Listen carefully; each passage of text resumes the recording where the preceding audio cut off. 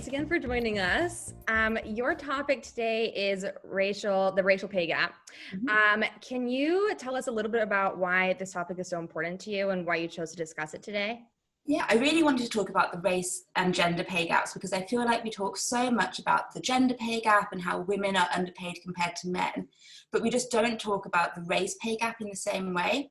And so I think that's really where the intersectionality of experiences come from, because much of the data that we get isn't explicitly about white women, but when we break it down, we can see that those numbers are sort of based on white women's experiences, whereas sort of the marginalized experiences of other women are sort of left out of that conversation. So that's really why I wanted to talk about the race and gender pay gap. Why do you think that it's really only, the conversation really only focuses on white women within this issue?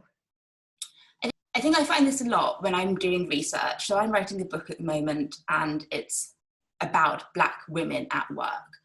And I've been really struck during that sort of research process to find that when we talk about women, we genuinely talk about white women. Because when researchers are sort of getting grants and they're doing that process, when we look at their sample groups, they are primarily white women.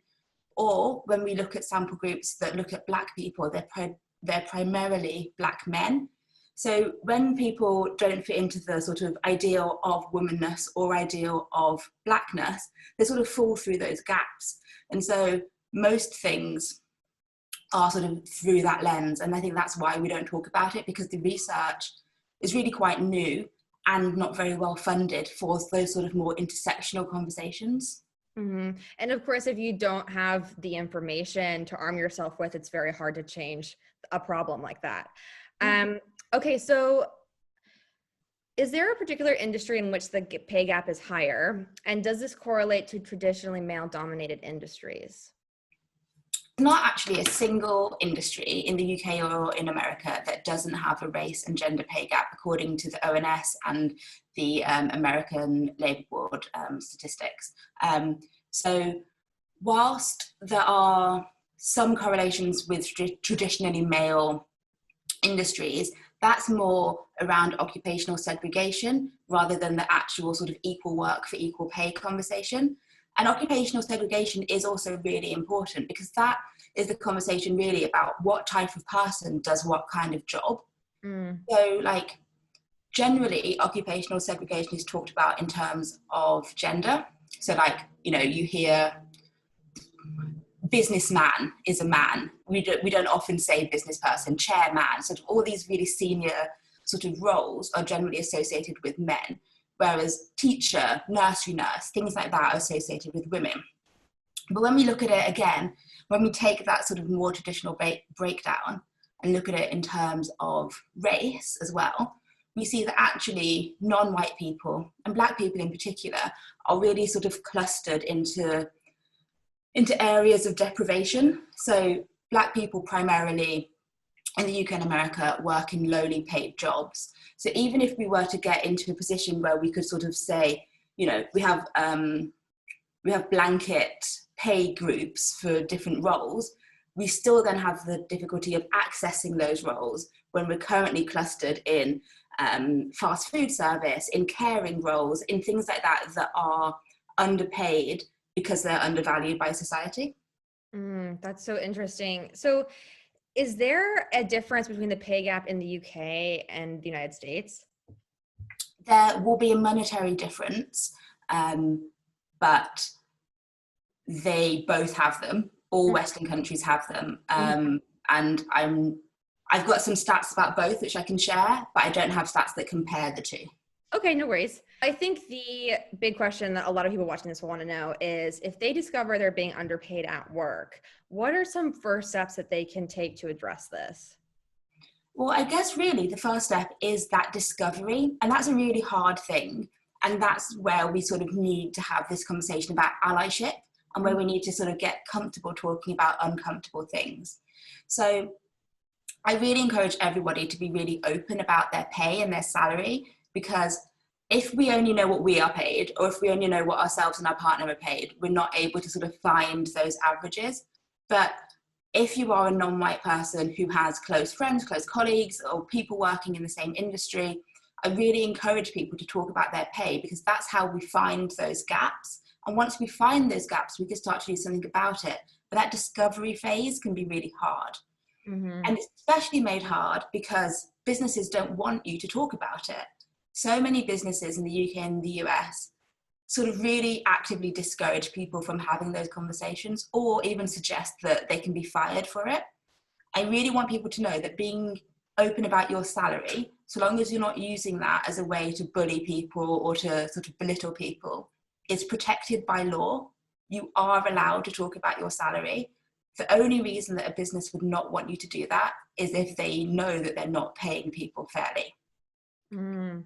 So if people do find out that they're being paid unfairly, and there are sort of, there are various mechanisms. In the UK, companies over a certain size have to publish their gender pay gap stats. At the moment, no one has to publish their race pay gap stats, but more companies are sort of gathering that information, but not many companies are sharing that information. But if you do find out you're being underpaid, then you are completely within your right to call a meeting and to say, I have this information. Often the first response will be, how do you have that information? That's not information that you can have. But as we've just said, you can have that information, and then you can use that information to leverage. If your company is not responsive to that and you sort of have it within your means, you can leave. You can absolutely leave a company that doesn't pay you well or respect you equally for the work that you do. So are there laws against pay disparity of this kind? Yeah, absolutely. Mm-hmm. So if your company was not amenable to changing and you found out you weren't being paid fairly, would you be eligible to take that company to court if you had the means to? Yes, you can take companies to court. Mm-hmm. The problem with taking a company to court that you intend to continue working with is the danger of a hostile working environment. If you're already from a marginalised group, and marginalised groups are, as we're talking about, often paid less, they're promoted less, they're sort of, they're less respected in the workplace, by and large, speaking about average workplaces. If you then find out you're being underpaid and then have to go through the time, effort and expense of taking it to a tribunal, you then very strongly risk creating a hostile work environment, which you can definitely do. If that feels like something that you want to fight for, you can absolutely do that. Instead of saving them the cost and time and effort of finding someone new for that role, you can cause them that inconvenience, and you can use that to leverage a different position in a company that does respect you. Mm-hmm, for sure. And I think a lot of it is also like, it's not, your responsibility to fix this problem. The onus is really on white allies, the heads of the company, the managers, your white colleagues, right? And so speaking of which, so if you are a white person and you realize that your colleague who you're at the exact same level and you're doing the exact same amount of work, have, all of that stuff, and you're being paid more than your counterpart. So what are the steps that they should take if they want to be, an ally, in this issue? Yeah. So if you are a person, if you're a marginalized person or not, if you're a person and you are comfortable that you are doing the same work and have the same skill set and are the same level as somebody else, but know that you are receiving sort of more benefits than them or receiving an unequal pay packet, the first thing you can do is let that person know, because once they know that, they then have the ability to advocate for themselves. Without that knowledge, they can't take that first step. Another thing that you can do is you can talk to your manager, you can talk to the owner of the business, depends sort of how your business is structured, and you can make suggestions like making sure that all jobs are listed when you're recruiting for somebody with a salary band on it. That way, at least we have the knowledge that people are in sort of a reasonable band. And then sort of we have conversations about how we make sure that people are promoted and sort of paid well throughout. But at least we know that people will come in with a reasonable expectation and a clear knowledge of what that sort of role is. And that's not just being tailored sort of on a case-by-case basis. Yeah, absolutely. Okay, and then so going kind of to the top of the food chain, I guess, what can founders, CEOs, managers do if they realize that they are messing up? I mean, I guess it's pretty the answer to that question, since they're the people in the position of power, is pretty obvious. But in case it's not obvious for them, what can they do if they realize that they're really, contributing to this problem? So I've worked as a COO. I've been the person who is in charge of sort of salaries and pay bands and making sure that things are even and equitable. And it sounds like a really easy thing to do from the outside, just pay everyone the same. But in reality, especially if you're coming in slightly later, or if you were a founder and you just sort of got the best talent that you could early on without thinking about how to lay that foundation, there can be sort of some rethinking and relearning to do. So I always start by doing a salary audit of everybody, sort of how long have they been in the business, what did they start on, what have their sort of iterations been up to now, and where are they now. I then use that to create salary bands. So everyone who is a junior designer will be paid between this amount and that amount. Everyone who is a head of department is between this amount and that amount. And then it's a choice as a founder or a leader about whether you want to make those sort of pay bands, not individual salaries, but pay bands public or not. But it's really important that you do that audit, that you have people within that group, and that you can clearly communicate with them on a one-by-one basis when it comes time for reviews, or when it comes time for sort of pay rises, promotions, that sort of 12-month cycle, to say the band that you are in is this, and you are here or here or here within it.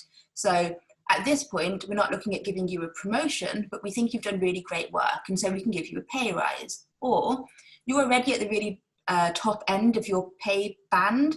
The next thing, if you wanted to get a pay rise, would be to work towards a promotion. Here are the things that you need to do to sort of achieve that next level, and making sure that that information is sort of communicated clearly and consistently to everybody, in the same way that we should tell all employees what parental leave is like, no matter what we think their life circumstances might be. We should be communicating about pay and pensions and like all of these things equally and transparently with everyone. Mm-hmm. Yes, ultimately, information it seems to be the key here. Okay, so is there also a pay gap between Black men and white men? Yeah, there's a huge pay gap between Black men and white men. Alternatively, is there any way to solve this problem from the bottom up instead of the top down? If, for example, a CEO is just, or that management part of the company is just really not amenable. It's really hard to solve problems when you are disadvantaged, and being a really junior person in a business is a disadvantage. You don't have as much power as a CEO or someone who's making those decisions. So you can apply pressure, and you can work sort of with sort of like-minded people to apply pressure, but it's really, really difficult, essentially. And that's why it's really important to me, especially in the book that I'm writing. So the book that I'm writing is about Black women and their experiences of work, but it also says, as people who run businesses who are largely not Black women, there is a real responsibility on your side to sort of smooth out these very rough edges, because when people are in marginalized or disadvantaged positions, they can't do that. So yeah, forming pressure groups, letting businesses know that this is what matters to you.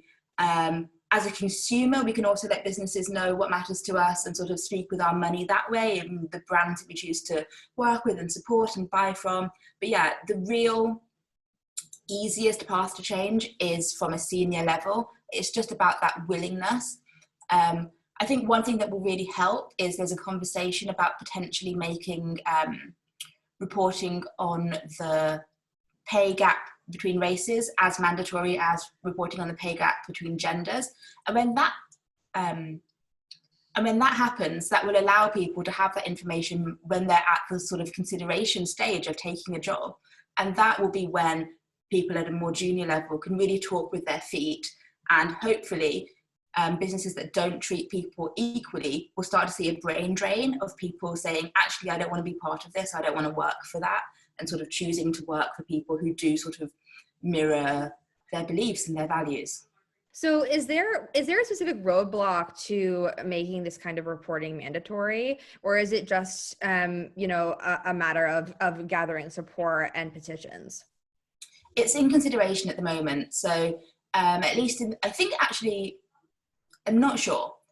There's potential that it has been made mandatory in the US in the last few years, but that was something that I need to look into more. In Hmm. the UK, it's something that the UK government has definitely spoken about and was considering in sort of the short-term future. But we've seen this year, in 2020, that coronavirus has meant that for some reason businesses don't even have to report the gender pay gaps in their companies this year. And so I think that would have also slowed down sort of the other conversations around that. So weird that coronavirus would somehow be an excuse to not uphold basic. Yeah, why? Why would that be the case? Like, I want that data more than ever. I want to know who is being furloughed. I want to know who is still, I want to know who is being made redundant. I want to know what those redundancy packages look like. I want to know how they work for different people. I want to know what levels people are at. Like, this is a time where people are really thinking about and engaging with work and what that means and how that looks and how that's changing. And yeah, I think it's wild that that has meant that we don't have to report on the gender pay gap this year. Yeah, especially because I mean, if there's a racial pay gap, there's obviously going to be disparities when it comes to who's getting furloughed and all of those things as opposed to being fired. So if you don't know that's happening, nothing can be changed because I imagine companies aren't really going to tell you if they're not required, Yeah, unfortunately. it's really interesting, isn't it? And also, yeah, I think because we don't break down data in that way, it's going to be a long time before we get that information. If we're saying that junior people are the people who are most likely to be furloughed or to lose their jobs in the current situation, and we also know that non-white people are the people who are most likely to be junior because they don't get paid equally, they don't get promoted in the same sort of speed as their white counterparts, then there must be a story there about disparity in who is losing their jobs at this time where the economy is so sort of scary and unpredictable. But I think because of the way that data is gathered and reported or not, it's going to be a long time before we get that information to tell that story properly. Yeah, of course. And, it's very hard to protest something if you don't know what's going on. But all of this seems very interconnected and also, makes me think again how, there are a lot of conversations about the gender pay gap, but they really don't go into detail. I guess, do you think that, I think it's fair to say that if someone's talking about the gender pay gap and they're not talking about, the racial issues at play here, then they're not really talking about the full story. Do you agree with that? Absolutely. I feel like it's really easy to talk about gender as one thing. And I feel that that's what feminism has been doing for a long time, talking about women, sort of all women. But when I think people talk about all women, they don't really mean all women, they mean one group of women. And that's why intersectionality is so important. We have to understand the different experiences of different women. And I talk a lot about Black women because I'm a Black woman. Bangladeshi women have much worse outcomes than Black women or white women in the UK. We have to understand all of these differences so that we can make sure that we're supporting the groups that most desperately need our support.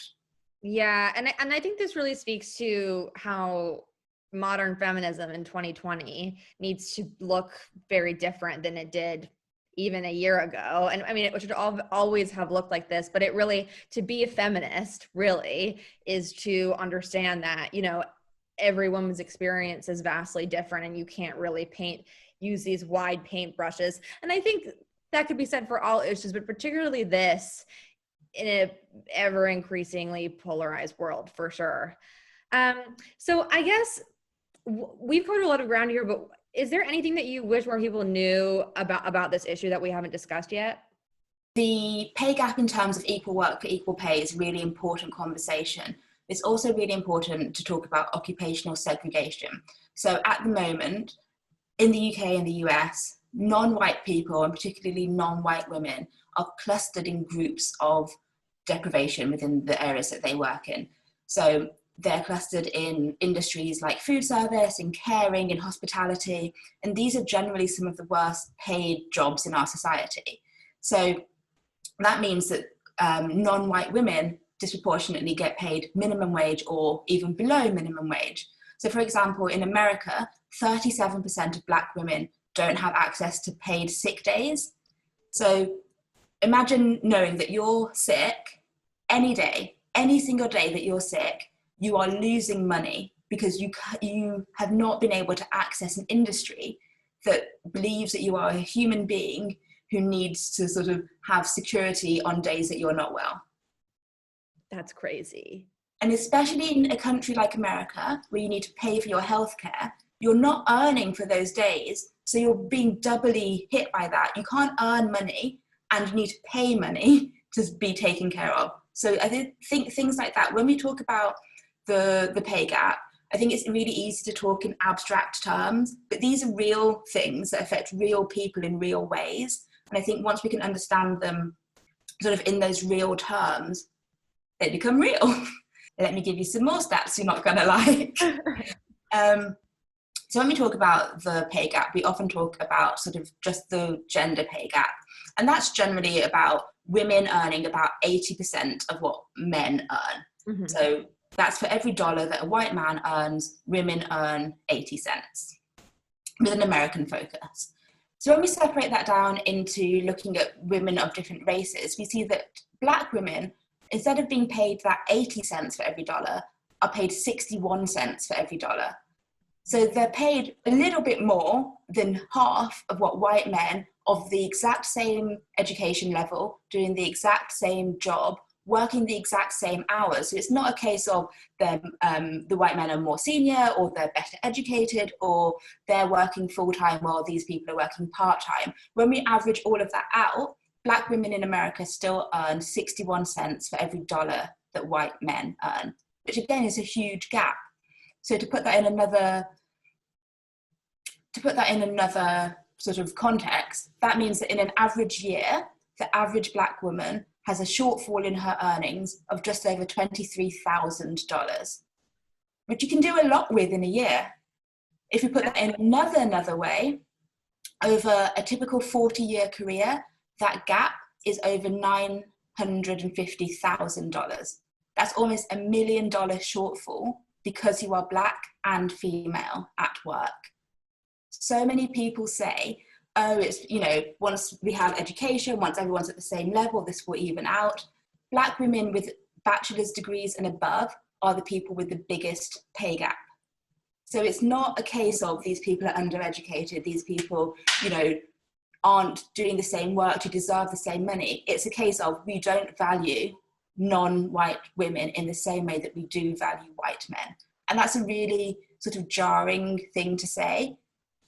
But if we look at the stats, I don't know how to interpret them any other way than that.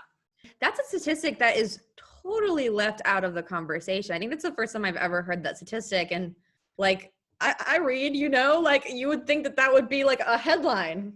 What, wow, that's crazy. And, there are a lot of media outlets now that are very liberal and very socially conscious. So why is this still not being talked about? I think that says a lot about also, these like liberal establishments, these liberal media platforms that really aren't having these discussions, even though they profess to be inclusive. I think a big part of why these conversations aren't had is that this data isn't very far spread. This data is relatively new because what generally happens when we look at non-white people, or has happened for the majority of our sort of history, is that we group them into white and not white. So you're white or you're BAME in the UK, or you're BIPOC, or you're a person of colour. And that really lumps everyone's experiences into one. And so we end up with a binary, you're white or you're not white. Whereas realistically, again, when we look at those real sort of intersections of different races and their different experiences, we can see that there's real interesting data in there. We just have to have the time and the funding and the desire to find those stories and then to share them. I imagine that another layer of this is that it's hard to get funding for this type of research. Am I correct in that assumption? that's also my assumption. I don't know if it's a lack of interest. I don't know if it's lack of funding. I don't know if I don't have a good breakdown of who is doing academic work and if that sort of intersects with what they choose to look at. So much of this issue, the onus really isn't on the people that it's affecting. It's the onus is on business owners, the onus is on these corporations, on managers, on white allies. I know we've talked about, these statistics, but is there anything else that you really wish that people in those types of positions were considering around this issue? Yeah, I think when you're a person running a business, it's really easy to forget that junior people are people just like you. I've definitely worked with business leaders who are like, oh, they're too young for this, or they don't need that.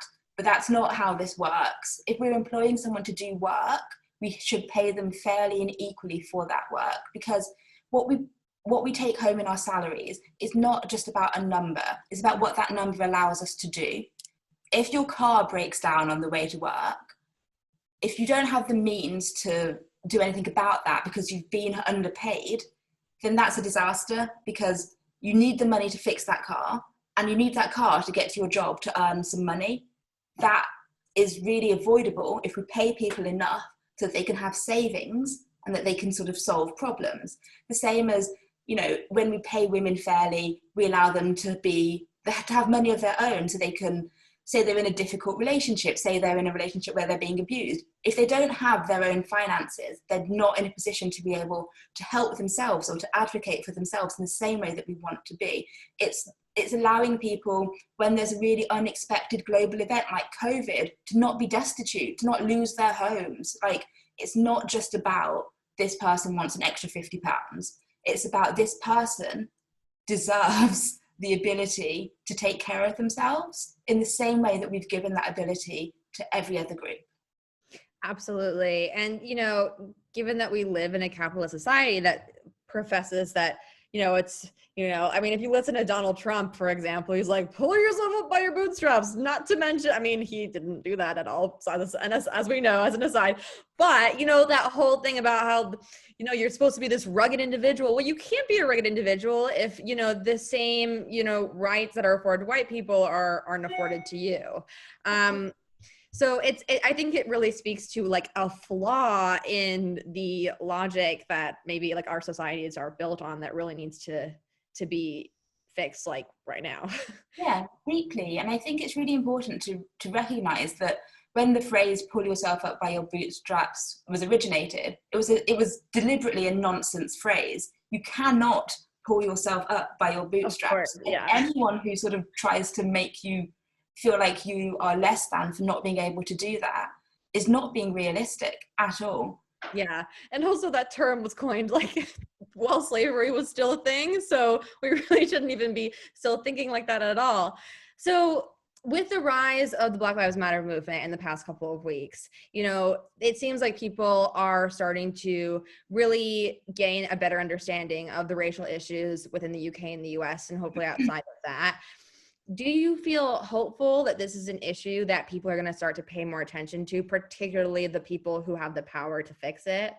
I feel tentatively hopeful that people will start to listen to these issues and they will start to take them on as their own, because that's what allyship is, I think. I don't think allyship is really, I will never understand you, but I stand with you. I think that's nice, but I don't think it's allyship. I think allyship is like, I feel this as though it's my own issue. I feel this as though this is something that I will fight for because I know that it's not right. And so I hope that more people become better allies and really take on this message. But I think it's really important to note that this isn't a new message. Black Lives Matter is not a new movement. It's not a new concept. We all watched a man get murdered. We watched someone die. And that was after knowing that hundreds of other people had died in very similar ways. So I hope that it helps. I hope that something happens. I wish it had come about a different way. And I just I have to be hopeful that this will change something instead of us going back to having the same conversations or not having the same conversations that we always have been. Mm-hmm. Yeah. And, you know, this really speaks to the fact that people really need to pay attention. I mean, so many people are resharing, reposting, and talking about TikTok videos with really cute cats. Why did it take such a dramatic, you know, a horrible thing to happen to get people's attention? And I mean, we could go down that rabbit hole, but maybe we should stop there. But wow, this was really, really informative. I really appreciate taking the time. I was wondering, when do you feel most powerful? Just because I think this is something that a lot of women struggle to feel.